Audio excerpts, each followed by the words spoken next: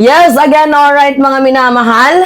Alicia nyo, nagbabalik muli para sa ating panibagong video. So, eto na nga yung sinasabi natin na there must be something wrong. Diba? Smell fishy. Dito nga po sa asawa ni former DPWH Yusek Catalina Cabral. Biruin nyo ito lang yung nakita kong namatayan na ayaw paimbestigahan yung kanyang asawa. Siyempre, di ba, usually kapag namatayan ka, gusto mo ng hostisya.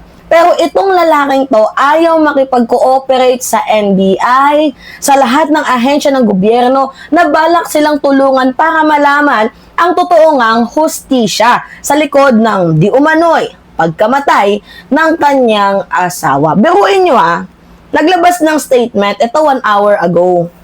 Sabi dito, naniniwala itong si Cesar Cabral, asawa ni dating DPWH Undersecretary Catalina Cabral, na walang foul play sa pagkamatay nito. Kaya hindi na nila gusto ma-autopsy pa ang bangkay. Ngayon, first things first, paano nasabi ng asawa ni Catalina Cabral or ni Cesar, paano nasabi ni Cesar na walang foul play? Paano niya nasabi yon? Di ba hindi porket sinabi ng PNP walang foul play, maniniwala ka na agad? Di ba syempre may pagkakataon na nagkakamali.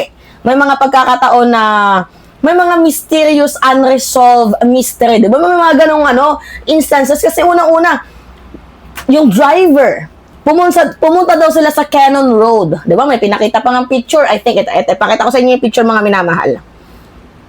Okay, ito. Di ba? Yung driver, pumunta daw sila sa Cannon Road.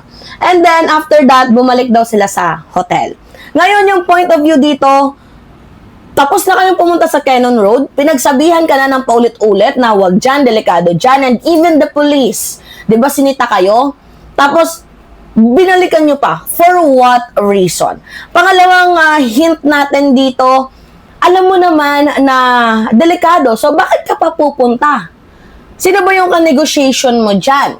And syempre, di ba, according to Catalina Cabral, yung fears niya ay yung mga heights. So, bakit pa siya pupunta dyan? Di ba? At saka yung, tawag dito, mga minamahal, yung daanan, di ba nakikita ninyo, hindi ka basta-bastang mahuhulog doon ng 20 to 30 meters kasi hindi naman patag. Not unless kung masabi yung detalye ng kanyang pagkategi. Di ba mga minamahal, nagigets ninyo?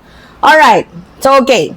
Sabi dito, ito, personal din niya umanong nakita ang kondisyon ng bangkay ng asawa at nasuri na rin ng medical legal ng NBI na wala naman umanong nakitang indikasyon ng foul play. Ngayon, wala kasing autopsy. Yan yung hinahanap natin dito. Walang autopsy, walang DNA, walang lamay, walang bangkay. Merong bangkay, pero hindi naman natin masasabi o mako-confirm na si Catalina Cabral nga. Yung nandun kasi puro lang body ang pinapakita. Diba mga minamahal? Okay. Ayon pa sa kanya, maaaring nadulas lang. Nadulas! Mga minamahal. Lang umano ang asawa habang nag-a-unwind sa nasabing lugar. Isa pa, pag-usapan natin yung salitang unwind. Paano makakapag-unwind ang isang tao sa isang active road? Laging dinadaanan ang Cannon Road kasi wala namang ibang daanan papunta ng ng Baguio, talagang Cannon Road lang yung dadaanan mo, wala nang iba. So paano ka makakapag-unwind sa napakaingay na lugar? At imposible ng kanyang pagkahulog doon, wala man lang nakakita. Nasaan yung dashcam? Yan yung hinahanap natin. Meron naman tayong nakitang dashcam. Pero yung dashcam na nakita natin, yung nakaupo lang siya, hindi naman siya tumawid, tumalon. Wala pa naman, nakaupo lang. Hindi natin alam, baka sinelfiehan lang. Diba? And then, right. At saka, bakit ba nag-selfie yung Ito nakakapagtaka lang. Bakit nag-selfie yung driver? Nasaan yung selfie ng driver? Ito, ba't pa nag-selfie yung driver? Tingnan nyo, hindi natin malaman-laman ba kung yung driver at yung asawa magkasabwat kasi meron tayong narinig na balita na sobrang dami daw ng yaman ni Catalina Cabral. So, dahil nga sa sobrang dami, yung asawa parang okay lang, wag nyo nang imbestigahan. Sige na, oo, pataigin nyo na yun, okay na yun. Parang ganun ba? Meron namang nakakapagsabi na kasabwat daw ang asawa, 'di ba? Para hindi mahuli yung asawa. Syempre, pinoprotektahan yung pamilya. Ngayon, syempre, 'di ba? Ito yung nakakapagtaka dito. Paano niya nalaman na walang foul play? Pangalawa, paano natin malalaman na asawa niya nga yun? Okay siya, nakakita siya. Pero mas kailangan natin ng mas malalim na investigasyon dito. For clarification, kasi hindi naman simpleng ordinaryong Pilipino yung nawala eh. 'Di ba? Isang malaking tao na merong alam sa 51 billion ni Pulong sa administrasyon ng mga Duterte. 'Di ba? Napakalaking taong 'to. Oo. Tapos ngayon, parang may something talaga sa asawa. Nadulas lang habang nag-a-unwind. Diyan lang yung ibibigay mong rason sa amin. Reasonable ba yun na baka nadulas lang habang nag-a-unwind? Diba, mga minamahal? Paano? Paano siya nadulas? Napaka-fear, diba? Takot nga siya sa mga matataas. Paano siya nadulas? Nagigets nyo, mga minamahal? Ngayon, ang hinahabol natin dito, syempre, meron ng utos ngayon. Mga minamahal, meron ng utos ngayon ang NBI, ang tawag dito, ano pa ba? Ang DILG, na kung po pwede i-autopsy itong bangkay ni Catalina Cabral. Pinag-uutusan na, pero yung asawa, hindi ko magets eh. Siya lang talaga yung namatayan na ayaw sa investigasyon. Meron bang tinatago? Dapat yung asawa, investigahan din eh. 'Di ba yung parang, mga minamahal, siya lang yung asawang ayaw ng hustisya. 'Di ba? Kaya nga hindi natin malaman kung pinatay ba, namatay, or nagpakamatay. Hindi natin alam eh, sa tatlo. Namatay, nagpakamatay, or pinatay. Hindi natin alam kung nasaan dyan yung totoo. Kasi yung asawa mismo ayaw makipag-cooperate. Diba, mga minamahal, nakakaloka? Ay, nako. Tsaka walang bakas sa mukha ng lalaki na parang, na parang naiiyak. Kasi ito, makikita nyo sa video, pakita ko sa inyo. Makikita nyo sa mukha ng lalaki na na-Jude fears or iyak or something na parang kapanipaniwala na dapat siyang paniwalaan. So, kailangan pang famas dapat yung acting pero hindi ginalingan, no? Hindi nila bibigyan ng basbas na ma-autopsy ito. Siguro, karapatan na namin na nagbigay na kami ng waiver. Nagdudusa na kami tapos ito mga ramdaman mo, pahirapan ka pa. Kilala ng anak ko kaya nagbigay kami ng waiver. Ano pa gusto nilang punto? Na para patunayan. Ayun lang gusto namin. Magpapasko. Makasamahan man lang namin yung asawa. Makasamahan ko lang asawa ko yung Pasko. Pinag-aaralan na ng Philippine National Police ang mga susunod nilang hakbang matapos makakuha rin ng direktibang i-autopsy ang bangkay mula naman sa Department of the Interior and Local Government o DILG.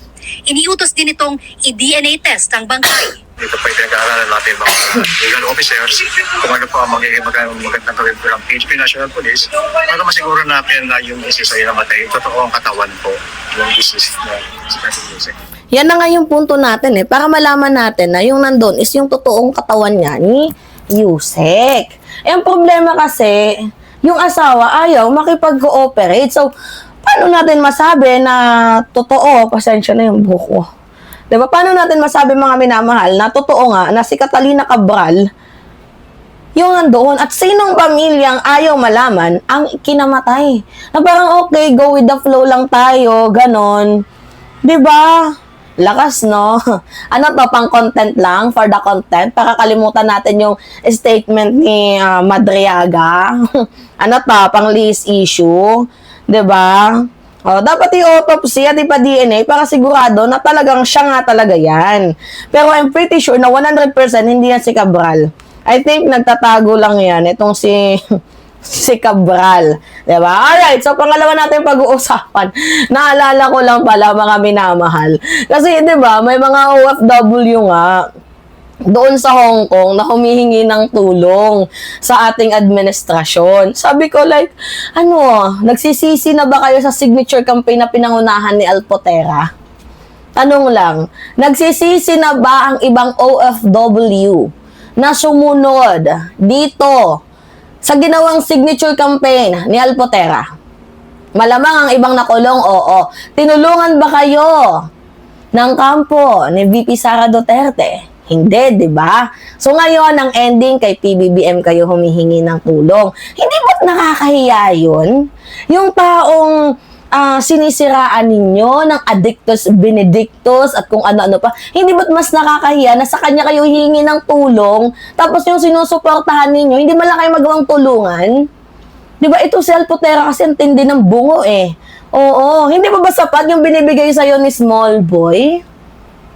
Hindi pa ba sapat yung perang binibigay na malalaki sa inyo para mang-uto, manloko, mang-scam kayo sa mga kapwa OFW natin sa bansang Pilipinas? Hindi pa ba enough na gamitin nyo for fame, for clout, ang pangalan ni former President Duterte? Hindi pa ba yun enough? Mga minamahal?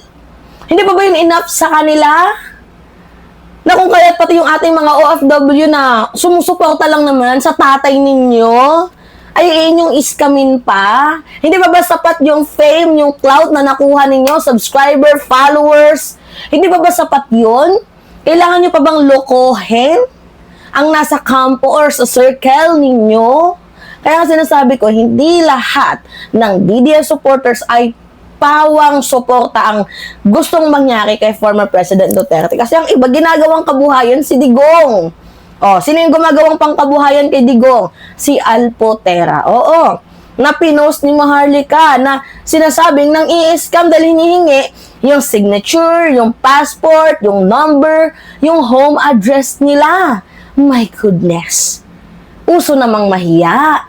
'Di ba? Matanda na yung tao, pinagkakakitaan nyo pa. Nandun na nga sa kulungan, pinagkakakitaan nyo pa.